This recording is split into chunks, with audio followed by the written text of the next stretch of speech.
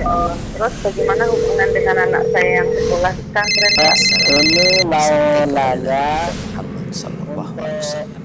Terima kasih, Bapak. Perjalanan Assalamualaikum hidup yang warahmatullahi panjang. wabarakatuh.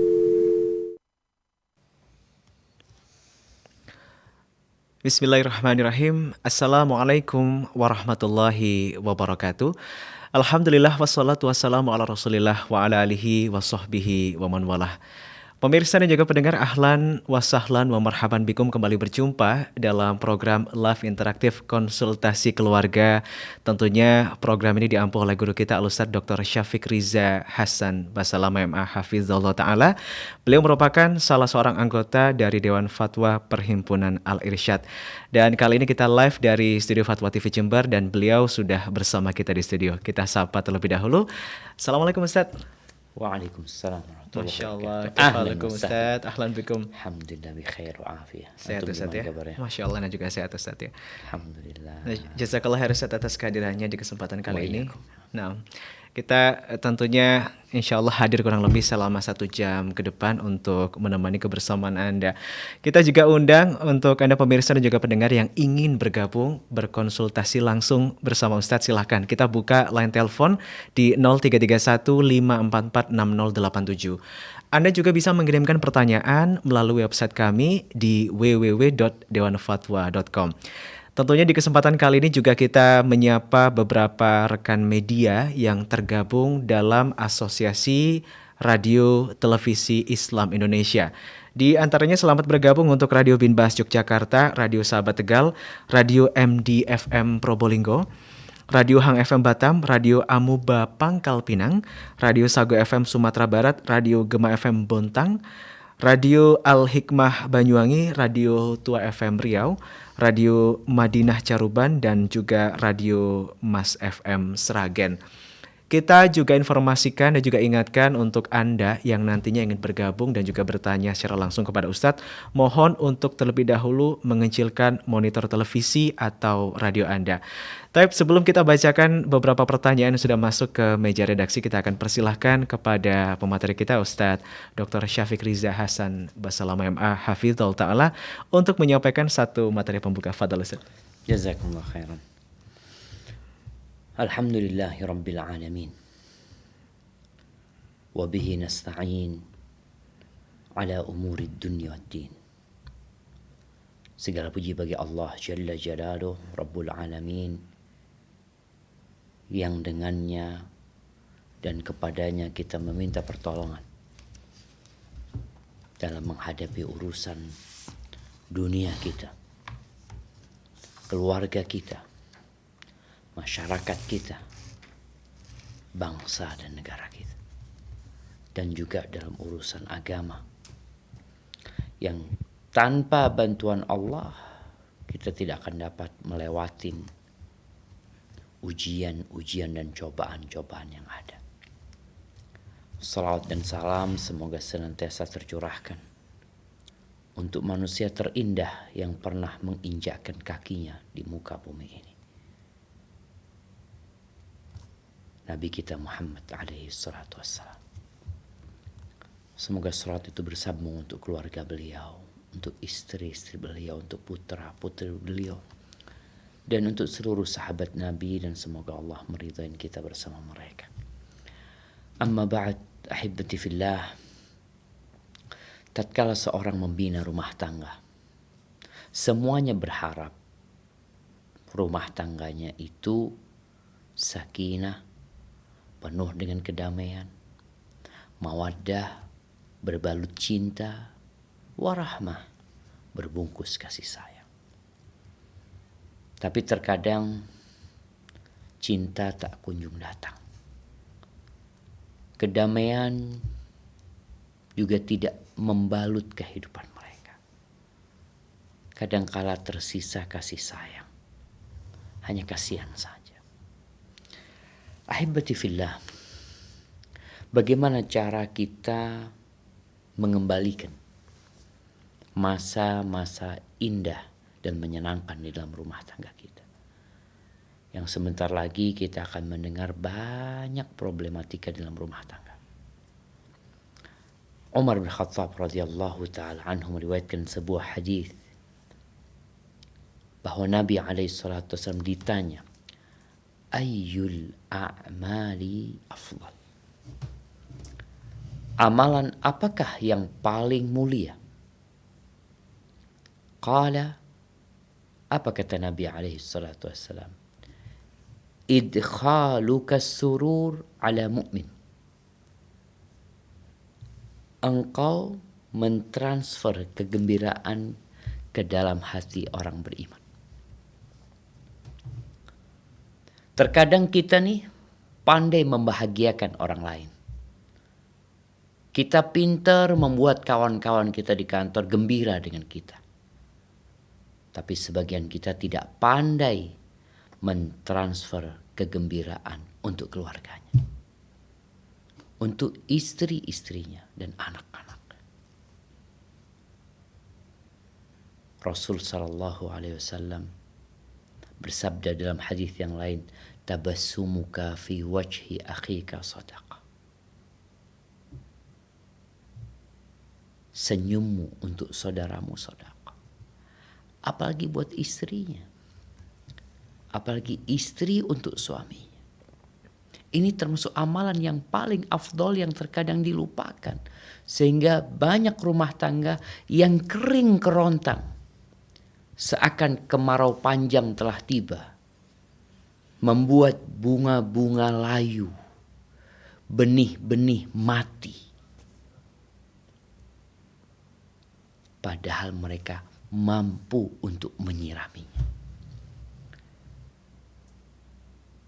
Dan kalau bicara mentransfer kegembiraan itu banyak sekali bentuk dan modelnya. Di antaranya berbagi hadiah. Suami yang pulang kerja memberikan hadiah kepada istrinya. Atau istri di rumah membuatkan sesuatu yang spesial buat suaminya. Sehingga disitulah cinta akan tumbuh kembali. Nabi alaihi salatu wassalam bersabda, tahadu tahabu. Hendak kalian saling berbagi hadiah, niscaya kalian akan saling mencintai. Dan di situ ada pahala, ada cinta Allah Azza wa Jalla kepada orang yang berbagi kebenaran dan kegembiraan. Pujian yang diberikan akan menyebabkan pasangan hidupnya bergembira. Apa sih beratnya engkau hanya untuk mengatakan kepada istrimu, ya Allah cantik banget kau hari ini. Kok ana berasa di surga di rumah hari ini ya. Istri juga melihat suaminya, wallah bang ana lihat engkau dari jauh kok. Entah seakan-akan ada salju yang turun yang membuatku jadi sejuk hari ini. Ahibati fillah. Jadilah muslim. Seperti kata Nabi SAW. Yang orang lain selamat dari lisan kita dan tangan kita. Nggak ada KDRT dalam rumah tangga seorang muslim. Yang ada cinta dan kasih sayang ditebarkan. Kalaupun tidak mencintai, bukan berarti harus berpisah dan bercerai.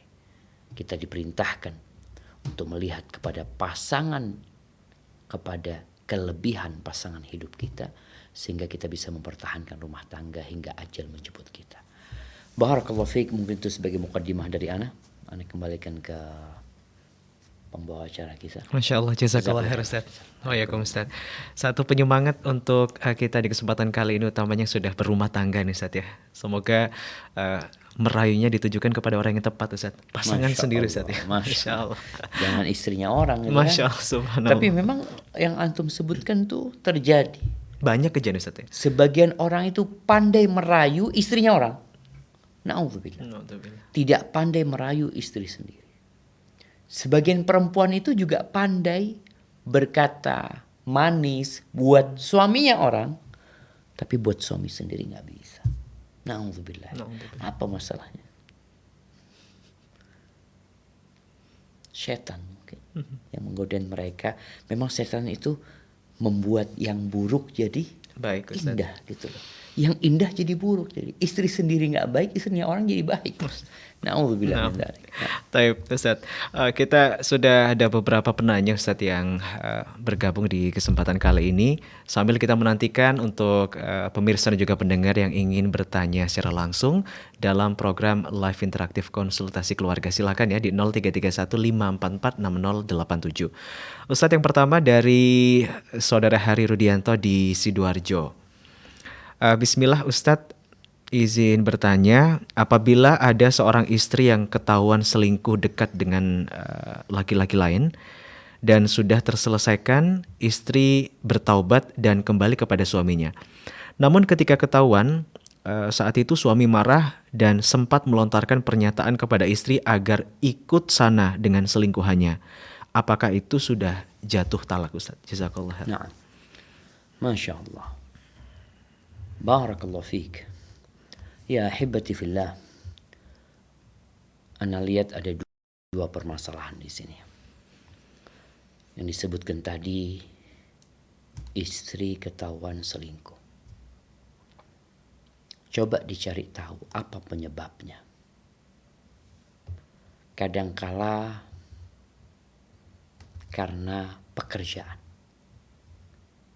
Dia bekerja di satu tempat yang biasanya kelelahan mereka bekerja. Nih, mohon maaf tuh laki yang selingkuh sama dia, sama-sama teman kerja di sana. Biasanya mereka senasib. Mereka saling curhat dan menyebabkan terjadinya perselingkuhan. Karena kadangkala ketika seorang bertobat tapi dia tetap berada di tempat yang sama, potensi untuk kembali melakukan dosa itu terbuka gitu. Tapi bagaimana dengan kondisi suami yang marah, yang kemudian mengatakan sana engkau ikut sama laki-laki itu. Dia mengusir istrinya untuk tidak kembali bersama dia. Di sini ada dua permasalahan. Yang pertama itu sepertinya kinayah. Talak kinayah itu butuh niat. Kalau memang niatnya menceraikan supaya istrinya sudah nggak balik sama dia, berkumpul sama laki-laki tersebut, maka jatuh cerai. Dengan catatan, kondisi suami tidak dalam marah yang tertutup. Jadi marah itu, apakah membuat talak yang diucapkan itu jatuh dan sah? Ada perselisihan antara para ulama. Sebagian ulama membagi marah menjadi 3 fase. Ada fase pertama yang baru marah. Dia sadar dengan apa yang dia ucapkan, maka jatuh talak yang diucapkan. Fase yang ketiga, dia muntap sehingga tidak sadar dengan apa yang dia ucapkan. Kata orang udah gelap, udah gak sadar dia ngomong apa. Itu tidak jatuh cerainya. Yang diperselisihkan yang tengah nih. Orang yang dalam kondisi ya dia sadar dengan apa yang dia ucapkan dan dia marah sama istrinya, tapi dia sadar 100% dengan apa yang dia ucapkan. Pendapat jumhur ulama, talaknya jatuh dan sah. Jadi kembali kepada kondisi penanya ya. Bagaimana kondisi dia? Apakah memang dia niat menceraikan istrinya ketika mengucapkan sanang kumpul sama laki-laki, sama selingkuhanmu. Artinya suami udah gak mau lagi. Kalau memang dia niat untuk menceraikan, maka jatuh cerai. Kemudian kalau kondisi marahnya dalam kondisi yang muntap, yang dia tidak sadar dengan apa yang dia ucapkan, maka talaknya tidak jatuh. Tapi kalau kondisi lain, maka jatuh talaknya. Wallahu a'lam. Marah tertutup ini maksudnya seperti apa Ustaz? Nggak sadar ya, dia ngomong itu kadang-kala udah gerambiang. Orang itu sudah nggak jelas ngomongnya gitu. Sehingga ketika dia sadar dia jadi, loh anak ngomong apa tadi? Baru sadar ketika dia selesai marah, marahnya itu mulai turun. Itu yang disebutkan yang mughlaq, tertutup jadi dia. Jadi benar-benar dia nggak sadar. Karena kalau sampai diingatkan sama istrinya, bang engkau tadi ngomong gini loh, masa gitu loh. Dia memang nggak seperti orang nggak sadar gitu. Apakah itu dimaklumi? Itu dimaklumi. Masya Allah. Maka ucapannya itu tidak ada konsekuensi hukumnya gitu. Dianggap tidak menceraikan istrinya. Tapi kalau dia sadar, kadang-kala suami istri kadang-kala kan marah sama suaminya juga. Engkau ceraikan aku. Iya, aku ceraikan engkau. Oh, ini berarti kan sudah ada respon, berarti dia paham dengan apa yang dia ucapkan gitu ya. Masya Allah. Tapi Ustaz, jazakallah khair Ustaz atas jawabannya dan juga nasihatnya. Semoga bermanfaat untuk saudara Hari di Sidoarjo. Taib, sambil kembali kita menantikan penelpon yang ingin bertanya secara langsung, kita bacakan kembali pertanyaan kedua dari Ukhti Anti Selfie Ustaz. Unik namanya Ustaz. Ukhti anti Anti selfie Ustaz di Karawang ya. Bismillah Ustadz, suami saya ini sibuk sekali orangnya sampai saya tidak diberikan nafkah batin. Sudah hampir 3 bulan Ustadz. Saya kan wanita normal, saya memiliki syahwat dan saya tidak sanggup Ustadz untuk menahan selama ini karena selalu gelisah. Saya sudah pernah menyinggung melalui WA sebanyak 2 kali dan jawabannya iya nanti malam. Kenyataannya tidak. Suami saya orangnya kaku Ustadz, jadi saya mau bicara langsung merayu itu tidak bisa. Apa yang harus saya lakukan Ustadz? Apakah saya ketika meminta pisah ini merupakan alasan yang syar'i Ustadz? Jazakallah khair. Masya Allah jamaah. Iya, semoga suaminya normal. Harapan kita seperti itu jamaah. Karena anak ingat ada seorang perempuan menikah dengan seorang laki-laki. Kemudian hari pertama, kedua nggak disentuh istrinya. Sampai berapa bulan yang alasannya sibuk. Aku ada kerjaan, ini, itu, macam-macam. Ternyata suaminya sakit. Suaminya nggak normal.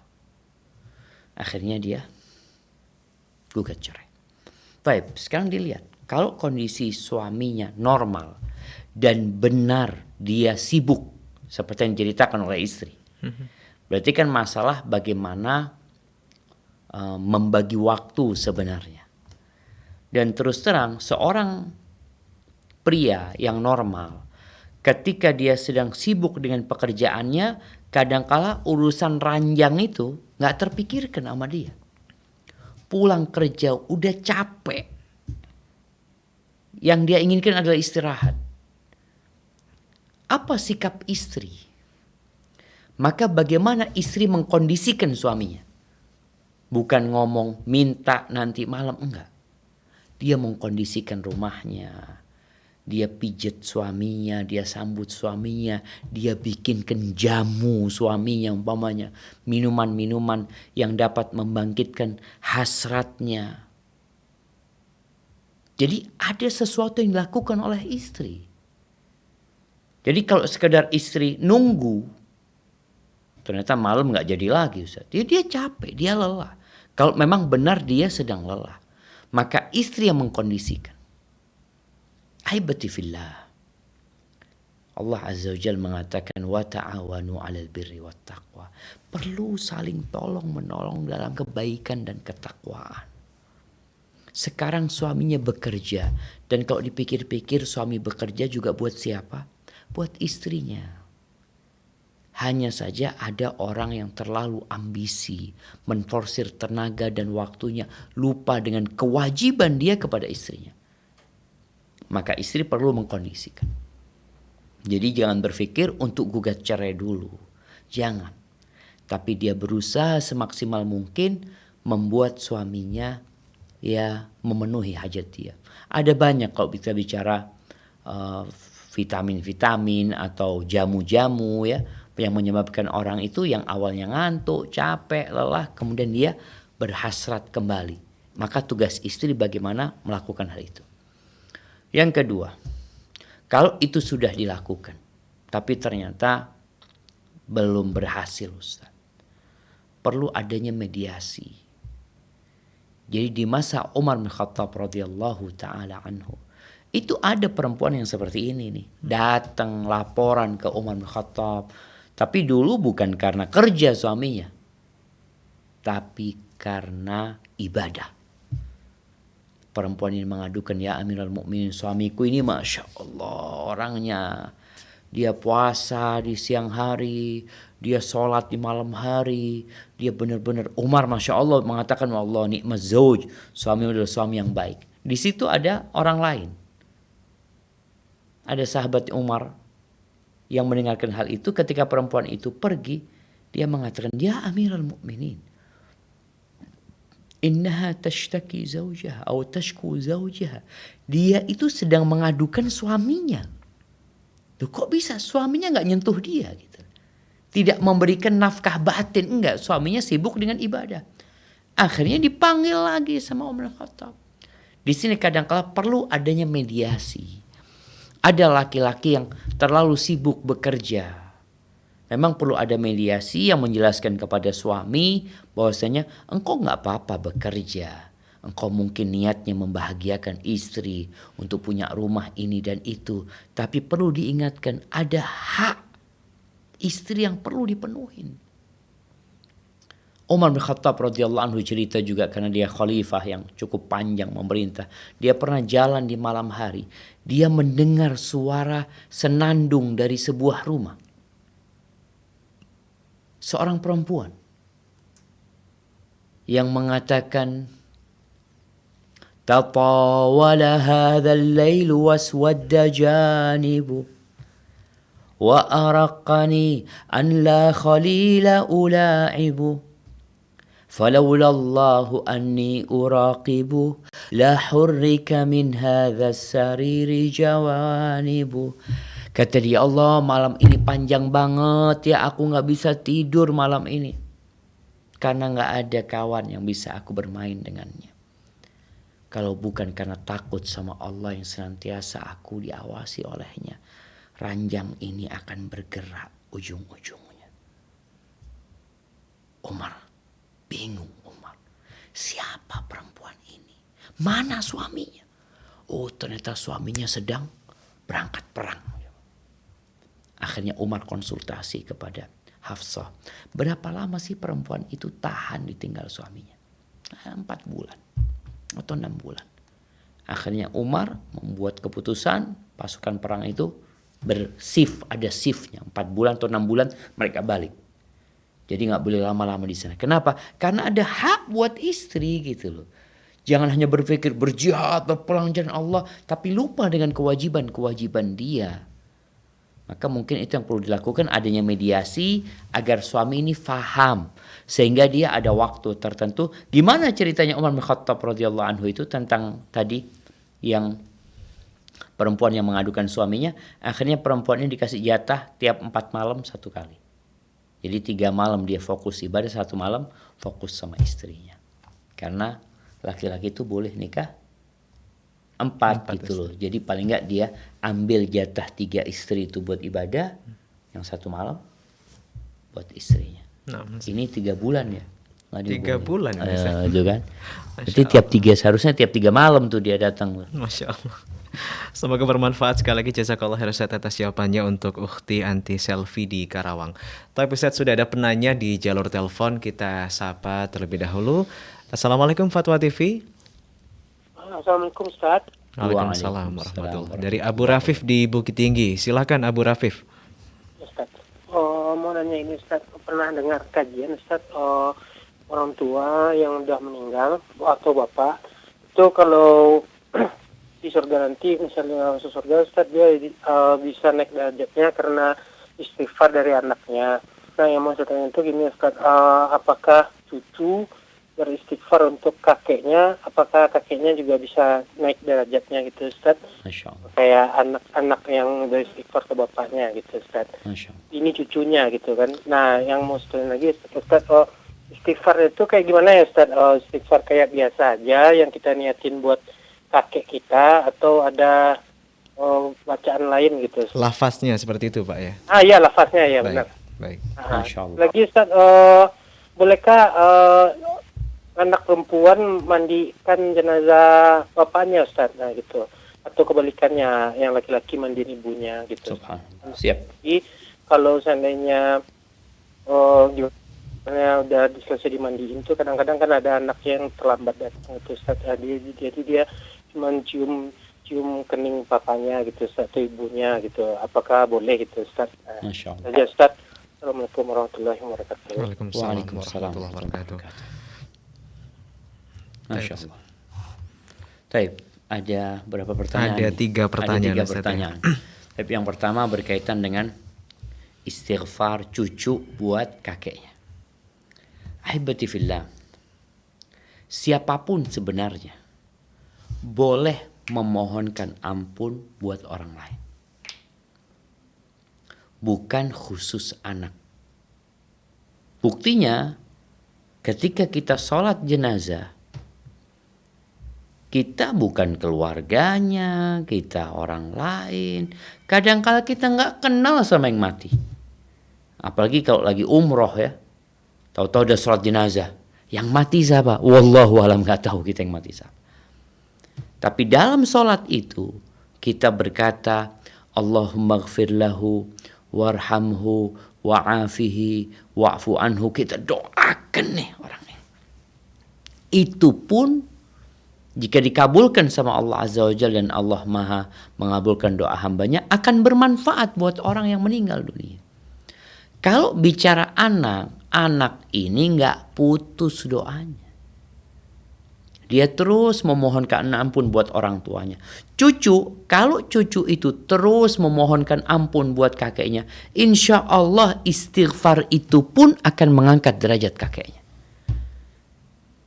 Jadi kadangkala ada ya anak-anak yang meninggal dunia, kemudian punya anak yang anak itu dirawat sama kakeknya. Sehingga nih anak sayang banget sama kakeknya.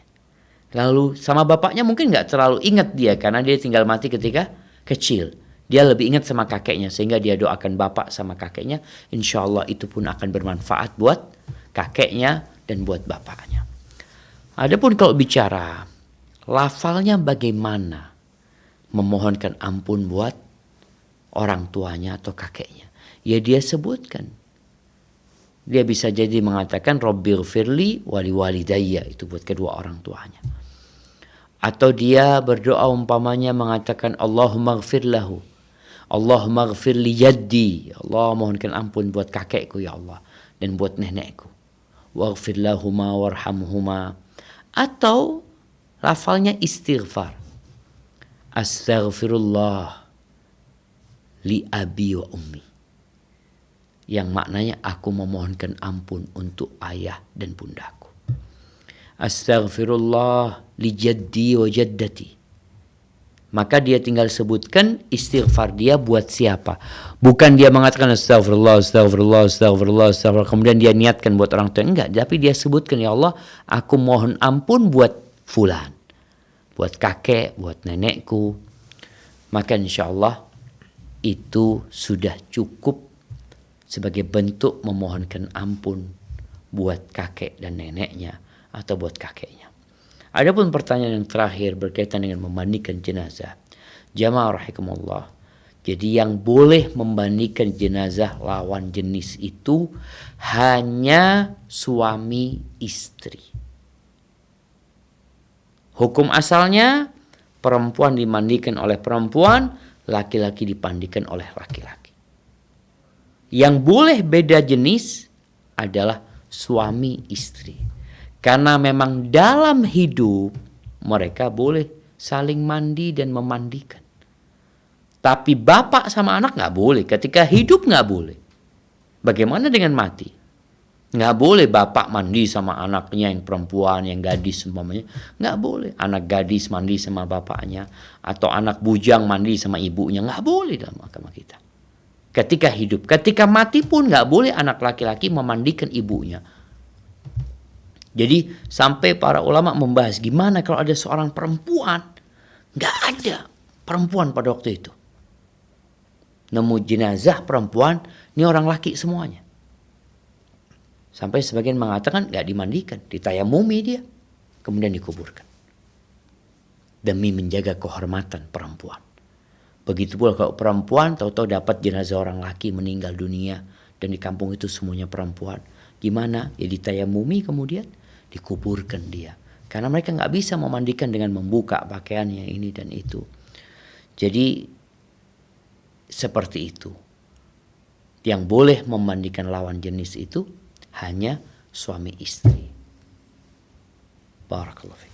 Wallahu a'lam bissawab. Baik Ustaz, jazakallahu khairan Ustaz atas jawabannya untuk saudara kita dari Abu Rafif di Bukit Tinggi. Tapi Ustaz, kita akan sapa kembali penelpon berikutnya yang sudah tersambung bersama kami. Assalamualaikum Fatwa TV. Waalaikumsalam warahmatullahi wabarakatuh.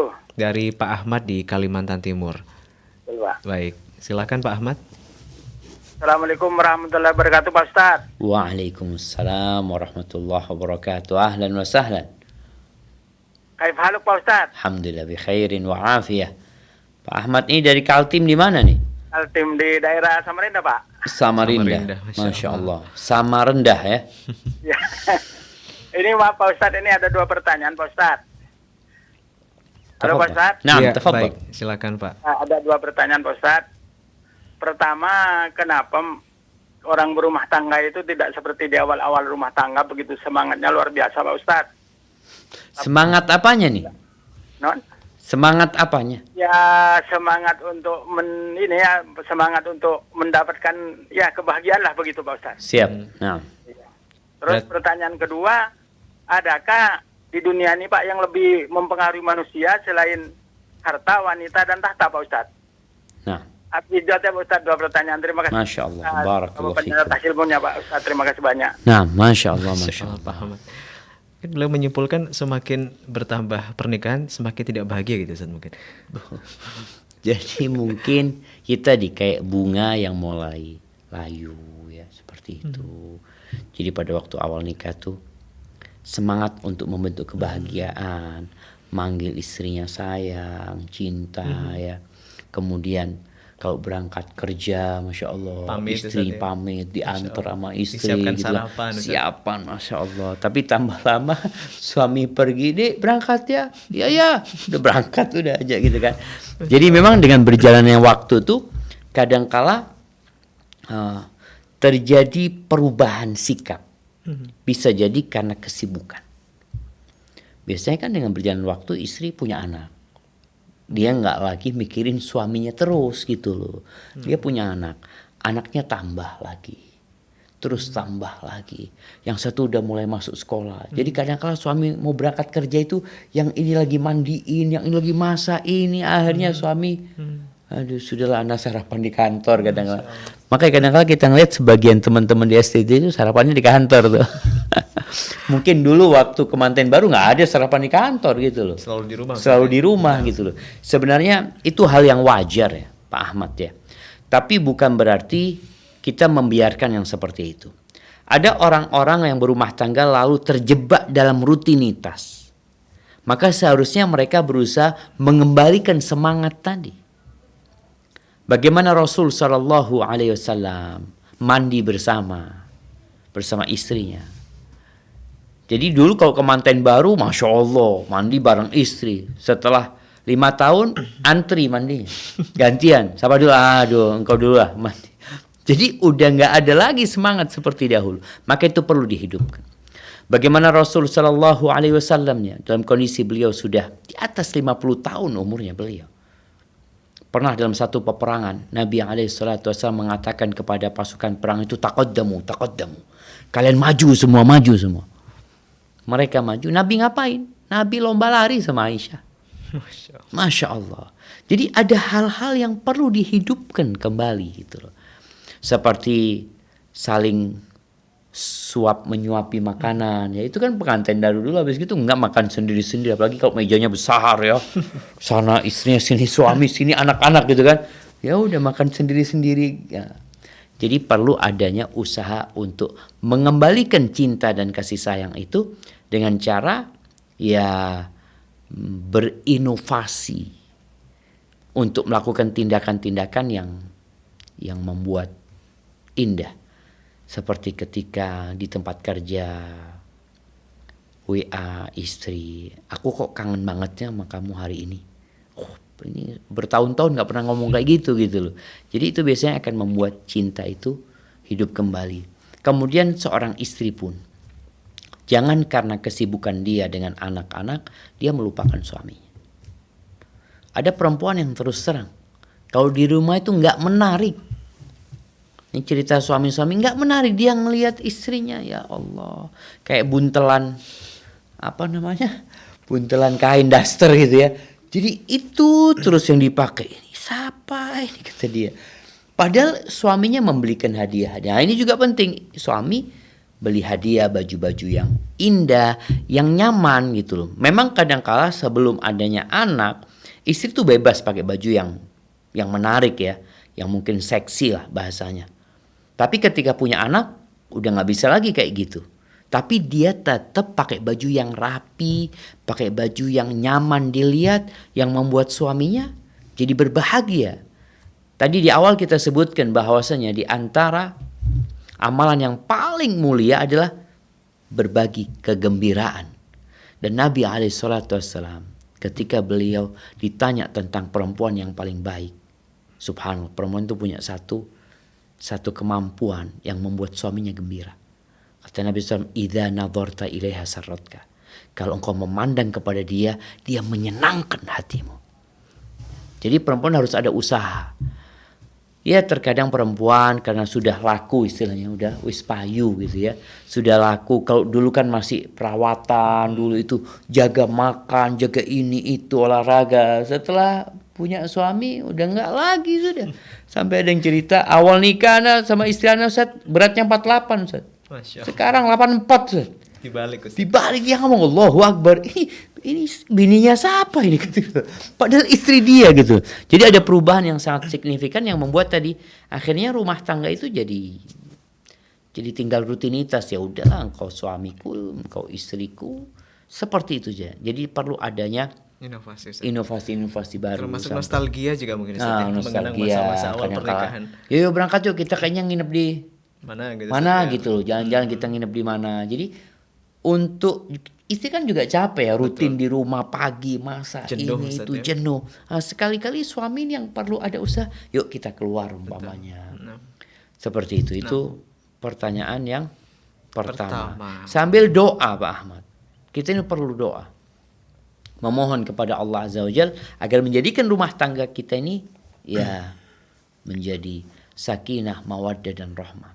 Jadi bukan hanya usaha, tapi ada permohonan kepada Allah Azza wa Jalla, baca doa umpamanya Rabbana hablana min azwajina wa dhurriyyatina qurrata a'yun waj'alna lil muttaqina imama. Baik, pertanyaan yang kedua berkaitan dengan harta, tahta dan wanita, Ustaz. Apakah ada yang lebih menggoda dari? Iya, lebih menggoda atau mungkin lebih membahayakan dari ketiganya, Ustaz. Nah, jadi Allah Azza wa Jalla mengatakan فَلَا تَغُرَّنَّكُمُ الْحَيَاةُ الدُّنْيَا وَلَا يَغُرَّنَّكُمْ بِاللَّهِ الْغَرُورِ. Ada dua sebenarnya musuh kita yang menipu kita. Yang pertama kata Allah, jangan kalian tertipu dengan kehidupan dunia. Gimana tertipu dengan kehidupan dunia? Seakan-akan dia mau hidup kekal di dunia ini. Sehingga ambisinya semua untuk kenikmatan dunia. Kalau dikatakan tadi harta, tahta, wanita, bas ini kenikmatan dunia yang menggoda. Yang kedua yang dapat menipu manusia, siapa? Setan. Jangan tertipu sama setan. Dan setan ini menggoda manusia, menyesatkan manusia lewat kenikmatan dunia. Kita tahu bagaimana iblis dapat membuat Nabi Adam alaihissalam terpeleset dalam dosa. Maka iblis akan merajut atau merakit kata-kata supaya orang ini tertipu. Iblis mengatakan kepada Nabi Adam alaihissalam, hal adulluka ala syajaratil khuldi wa mulkin la yabla. Adam, kau mau nggak aku kasih tahu pohon kekekalan, kerajaan yang tidak akan sirna. Bohong si iblis ini. Dan itu yang dilakukan oleh iblis, menyesatkan manusia dengan cara memperindah dunia ini. Kemudian iblis juga punya salah satu cara menyesatkan manusia dengan cara at-taswif, yaitu membuat mereka berangan-angan. Nanti engkau tobat. Kalau bicara wanita, udah, engkau nanti ada waktu untuk bertobat, untuk berubah jadi lebih baik. Bicara harta, udah engkau ambil harta nanti bagikan kepada orang sebagian, berangkat umroh insya Allah dihapuskan dosa-dosamu seperti itu. Bicara tahta jabatan, kita lihat bagaimana orang berlomba-lomba untuk menjadi bupati, menjadi gubernur, menjadi presiden. Mereka ingin tahta di situ. Yang terkadang dia menggunakan segala cara untuk mendapatkan hal itu. Iblis hadir lagi di sana. Maka jangan sampai kita tertipu dengan tipuan-tipuan iblis yang dia membuat sesuatu yang sebenarnya buruk tampaknya baik. Perempuan ketika keluar rumah, iblis dan bala tentaranya ini gembira banget ya. Langsung sampai kata Nabi SAW, "Idza kharajatil mar'ah istashrafaha syaitan." Syaitan itu dari jauh udah ngeliat. Seperti ini dia lihat. Siapa itu? Oh, ini jadi perangkap nih. Jadi sampai seperti itu dia memanfaatkan wanita sebagai perangkap untuk menyesatkan laki-laki. Sehingga laki-laki diperintahkan untuk menundukkan pandangannya. Bicara harta nggak boleh dia berambisi untuk mendapatkan harta kecuali dengan cara yang halal ya.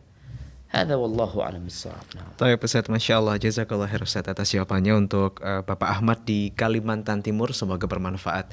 Tapi kita sudah kembali tersambung bersama penelpon kita berikutnya dari Ummu Ahmad di Batam. Assalamualaikum, Fatwa TV. Waalaikumsalam warahmatullahi wabarakatuh.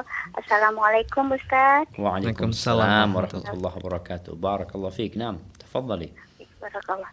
Afwan Ustaz, mau bertanya ini, Ana punya saudara, alhamdulillah udah kenal sunnah, tapi suaminya ini dia nggak enak dan tidak enak-enakan sama bosnya, majikannya atau apapun itu.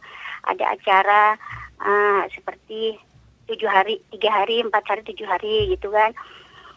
Itu untuk menasihati suaminya seperti itu gimana Ustaz? Mohon nasihatnya.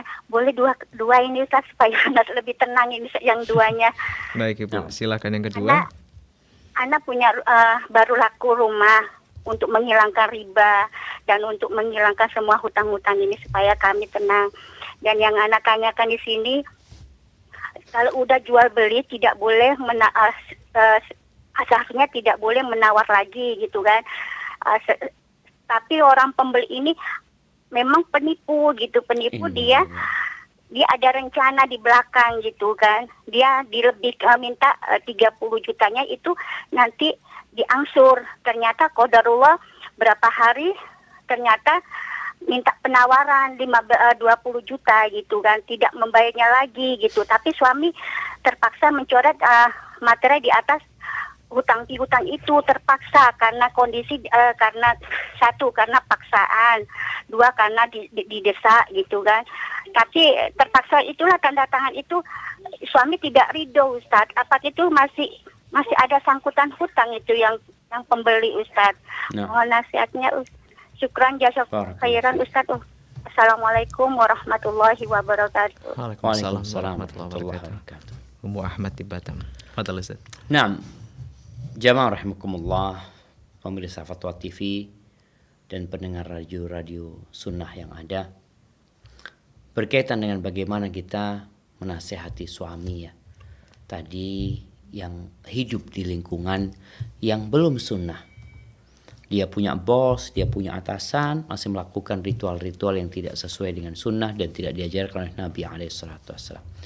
Maka sang suami seharusnya bisa terus terang kepada bosnya, kepada atasannya. Bosnya, Ana doakan dari rumah. Bosnya kata, Ana nggak bisa datang, minta maaf, Ana akan doakan dari rumah. Semoga yang meninggal dunia diampuni sama Allah SWT, atau dia mengucapkan bela sungkawa kepada atasannya, mendoakan dia ikut menguburkan jenazah. Artinya dia melakukan yang sesuai dengan sunnah. Membuatkan makanan, beli makanan yang enak buat bosnya, atasannya, dikirimkan ke sana. Sebagai bentuk kepedulian dia memang tidak ikut ritual tersebut, tapi dia peduli dengan kondisi bosnya tadi yang sedang berduka seperti itu. Mungkin itu yang bisa kita lakukan sehingga mereka tahu kita peduli, kita mendoakan, memang kita tidak mengikuti acara yang mereka lakukan. Ada pertanyaan yang kedua, Jadi kalau dikatakan ini orang ya sudah akad, kemudian dia punya utang 30 juta, ternyata dia hanya mau bayar 20 juta. Jadi pihak pemilik uang, ya terserah dia. Kalau dia mau mengikhlaskan yang 10 juta nggak ada masalah. Tapi kalau dia mengatakan, ya karena nggak boleh kita memaksa saudara kita nggak boleh. Jadi yang dilakukan orang itu dengan pemaksaan supaya materainya dirubah ini dan itu tidak merubah kewajiban dia yang 30 juta. Walaupun secara hukum dunia selesai ya. Dengan cara dia mencoret materai sehingga utangnya tinggal 20 juta. Tapi karena di situ ada unsur pemaksaan, tetap sebenarnya orang itu punya tanggungan 10 juta yang kalau mau ditagih di akhirat dia insya Allah punya hak untuk menagih tersebut. Tapi kalau dia mau ikhlaskan, itu kembali kepada kerelaan ibu yang bertanya atau pemilik uang sebenarnya. Dan bicara penipuan ini, sekarang banyak model penipuan ini. Marak sekali, investasi bodong ya, jual beli. Ada orang telepon, iya beli barang ini, ya sudah cocok, bismillah, transfer. Transfer bukan kepada pemilik barang, kepada maklarnya ini. Setelah itu orang itu mau ambil barang, kata pemilik barang, mana duitnya? Ana udah transfer. Antum transfer kemana? Jadi subhanallah, dan itu banyak terjadi, ya, dan menakutkan sekali, menakutkan sekali. Kadang-kala yang melakukan itu, yang nelpon itu, orangnya itu ada di penjara. Subhanallah. Jadi kan ada ya tahanan-tahanan yang menyembunyikan telepon atau apa ini itu. Jadi mau ditangkap di mana orang? Udah di penjara, Ustaz. Udah di penjara. Insyaallah. Allah yahfaz min kulli syarr. Nah, Tapi Ustaz, jazakallah khair Ustaz atas jawabannya. Ini semoga sekali lagi menjadi pelajaran yang sangat berarti Ustaz ya, untuk benar-benar mempelajari akad Ustaz ya, agar tidak terjadi hal-hal yang mungkin akad batil mungkin dan sebagainya. akadnya bukan batil ya, cuma ambisi kadang-kala. Harga murah, bismillah, harganya murah. Tertipu Ustaz ya, Tertipu di karena awal. memang ada iming-iming ya, Nah. yang membuat orang itu jadi berambisi. Kalau kita lihat investasi bodong, kenapa sampai hari ini Masih ada korbannya gitu loh. Padahal pemerintah sudah lewat OJK menyampaikan hati-hati, tapi tetap banyak gitu. Karena biasanya ambisi, dia kepingin, oh ini sangat menguntungkan ini dan itu, akhirnya. Nah, Ustaz, Masya Allah. Semoga bermanfaat sekali lagi untuk Ummu Ahmad di Batam. Tapi berikutnya kita sudah kembali tersambung Ustaz dengan penelpon dari Pekanbaru, hamba Allah. Assalamualaikum, Fatwa TV. Waalaikumsalam warahmatullahi wabarakatuh, Ustaz. Baik, Ibu silakan pertanyaannya. Oke, baik Ustaz. Ini agak panjang ceritanya sedikit. Saya seorang ibu, ditinggal wafat suami 2 tahun yang lalu. Allah yarham. Kemudian suami saya itu akhlaknya sangat mulia ke istrinya. Setahun setelah suami meninggal, terus sebelum setahun, saya menerima banyak WA dari chattingan dari teman-teman suami. Yang saya balas intinya adalah meminta maafkan seandainya ada kesalahan suami saya. Dari beberapa orang yang menghubungi saya itu, 3 diantaranya meminang saya, tapi belum ke mahram. Intinya ada niat untuk menikahi saya. Yang pertama, sudah cerai hidup dengan istrinya, dan saya langsung menjawab ketika itu bahwa saya tidak bersedia menikah. Yang saya pahami adalah salah satu dalil bahwa wanita itu, seandainya dia masuk surga dengan suaminya, wanita itu dengan suami terakhirnya. Nah, Itu yang saya pegang, kenapa saya tidak ingin menikah lagi. Pertanyaan pertamanya sekaligus. Yang kedua, bahkan ketika orang bertakziah mendoakan bahwa, memohon bahwa saya mendapat pengganti yang baik, saya tidak mau membaca doa itu, Ustaz. Karena saya tidak ingin menggantikan suami saya. Pertanyaan saya, Begosakah saya dengan niat saya itu? Itu pertanyaan kedua. Terus yang ketiga, 2 tahun saya menjalani hidup sebagai janda. Fitnah saya besar, Ustaz. Karena saya punya 1 anak laki yang sekarang sedang kuliah di Padang. Saya dinas di Pekanbaru. Kemudian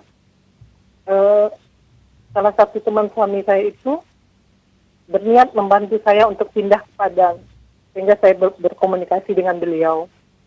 Tetapi akhirnya beliau meminta kesediaan saya untuk menikah, untuk dipoligami, dengan alasan istrinya sakit, Ustaz. Istrinya sakit sudah 7 tahun, darah tinggi, kemudian 4 hampir ke stroke, sehingga berpengaruh terhadap hubungan suami istri mereka. Nah. Jadi si bapak ini hanya bisa mendapatkan nafkah batinnya itu maksimal dua kali sebulan, itu pun kalau bisa istrinya yang meminta. Itu yang dialami 7 tahun. Itulah yang meminang saya yang ketiga. Yang juga sudah saya tolak, Ustaz, dengan alasan yang sama, bahwa saya pengen ketemu dengan suami saya di sini. Saya yakin itu. Kemudian si bapak ini tetap berusaha. Dia mau mendatangi mahram saya, tapi saya belum bersedia. Akhirnya saya bawa sholat. Saya ceritakan ke ustadz saya. Ustadz menyarankan tidak bapak itu lagi ngomong ke saya, tapi istrinya. Itu yang disarankan ustadz. Jadi intinya tidak komunikasi dengan si bapak, tapi istrinya. Tapi ketika saya sholat, sudah ada kecenderungan hati, terjadi perubahan, Ustadz. Istrinya yang tadi mengizinkan, lebih banyak diam. Si bapak ingin semuanya baik, sehingga menyuruh saya bersabar. Pertanyaan ketiga, gimana sikap saya sebagai orang yang dipinang? Kemudian gimana hukum bagi istrinya yang sekarang, tadinya dia sudah mengizinkan, sehingga si bapak ini mencari gitu. Orang yang bersedia dipoligami dengan syarat tidak minta menceraikan istrinya, karena si bapak tidak ingin menceraikan istrinya. Karena setelah menikahi tidak akan ada perceraian di situ. Nah, baik. Dari awal, dan dia selalu menceritakan kebaikan istrinya. Kemudian ketika hasratnya tidak terpenuhi, dia mencari olahraga dan membaca Al-Quran sehingga dia bisa khatam banyak kali. Itu yang jadi dasar saya. Baik, Ibu.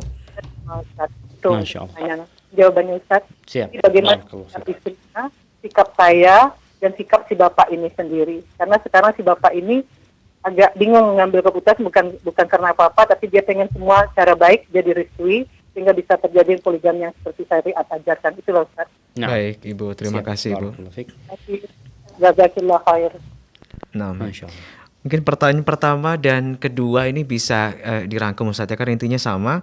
Tidak ingin menikah karena ada hadis yang menyampaikan jika dia akan bersama dengan suaminya yang terakhir di surga. Dan apakah tidak mengaminkan doa ketika ada orang yang mendoakan dia untuk segera menikah, ini termasuk sifat yang dibenarkan atau seperti apa, Ustaz? Iya. Jadi memang menjadi hak seorang wanita ya, ketika dia tidak ingin menikah lagi, nggak apa-apa gitu. Selama dia bisa menjaga kehormatan dirinya. Apalagi alasan dia tidak menikah lagi itu karena ingin dikumpulkan bersama suami dia. Ini yang pertama. Kalau bicara doa, tadi kalau nggak salah dia menyebutkan si ibu ini nggak berdoa doa yang diajarkan oleh Nabi SAW, di mana orang ketika terkena musibah lalu dia mengatakan inna lillahi wa inna ilaihi raji'un, lalu dia mengatakan Allahumma ajurni fi musibati wa akhlif li khairan minha. Ya Allah, berikan pahala buat aku dalam musibahku ini dan berikan aku ganti yang lebih baik dari itu. Seharusnya tetap dibaca doa ini. Kenapa? Karena dikabulkannya doa seorang beriman itu satu dari 3 hal. Boleh jadi yang dia minta itu didapatkan di dunia. Boleh jadi dia dipalingkan dari musibah yang setara dengan doanya. Dengan dia berdoa itu Allah jadikan hatinya sabar menerima kondisi yang ada tanpa adanya suami. kemudian boleh jadi diganti yang lebih baik nanti di akhirat. Jadi jangan pernah berhenti membaca doa yang diajarkan Nabi SAW. Dan kita yakin Allah mengabulkan doa kita, cuma jawabannya satu dari 3 hal. Baik, kalau kemudian berubah pikiran nih. Iya, berubah pikiran, kok kayaknya dia cenderung untuk menikah, apalagi laki-laki ini dianggapnya laki-laki yang soleh, dan dia memiliki masalah, dia cinta kepada istrinya, dia tidak ingin menceraikan istrinya, tapi dia tetap ingin selamat dari fitnah perempuan sehingga dia bisa menyalurkan hasratnya gitu kan. Lalu ternyata istrinya berubah pikiran. Jadi si ibu penanya ini udah mau, tahu-tahu istri bapak itu yang awalnya memberikan izin jadi tidak mengizinkan. Jadi sebenarnya kalau menunggu izin dari istri itu hal yang berat sekali. Karena perempuan itu, jangan bicara perempuan, jiwa manusia itu wa uhdhiratil anfususyuh. Dia pelit, dia nggak ingin yang dia miliki dibagi. Itu tabiat jiwa. Maka ana rasa kalau memang kondisinya tadi sang laki-laki itu mau nunggu, ya silahkan. Engkau juga menunggu. Artinya menunggu sang istri memberikan izin. Walaupun itu tidak harus ya. Tapi kalau umpamanya sang suami menetapkan udahlah kita umpamanya nikah siri dulu sambil membujuk istri ini umpamanya seperti itu. Soalnya ini berkaitan dengan surat izin nikah ya. Karena untuk dapat surat dari KUA itu harus ada izin. Ada prosesnya juga. Ada prosesnya, sidang ini dan itu. Jadi kalau memang nggak memungkinkan ya mungkin bisa nikah siri terlebih dahulu sambil diproses nantinya. Karena sekali lagi kalau menunggu izin dari istri yang awalnya mau kemudian dia nggak mau, maka itu sesuatu yang wallahu alam kapan akan dapat ACC-nya Ustaz. ACC-nya itu. Jadi bersabar. Hadza wallahu a'lam bissawab. Ustaz, itu tadi merupakan pertanyaan terakhir. Semoga bermanfaat sekali lagi untuk hamba Allah di Pekanbaru sana. Jazakumullahu khairan Ustaz atas ilmu yang antum bagikan untuk kita semuanya di kesempatan kali ini. Baik pemirsa dan juga mendengar, jangan lupa Anda bisa simak program live interaktif Fatwa TV dari hari Senin sampai dengan hari Jumat di waktu yang telah dijadwalkan. Informasi-informasi yang berkaitan dengan Fatwa TV dan juga Dewan Fatwa tentu Anda bisa akses di www.dewanfatwa.com. Jangan lupa Anda juga bisa follow beberapa sosial media kami di YouTube Fatwa TV Official, serta Facebook, Instagram, Telegram, dan juga Twitter di @dewanfatwapa. Akhirnya kami beserta seluruh kerabat kerja yang bertugas menyampaikan terima kasih dan juga permohonan maaf apabila ada kesalahan. Sampai jumpa kembali di program live interaktif berikutnya. Wassalamualaikum warahmatullahi wabarakatuh.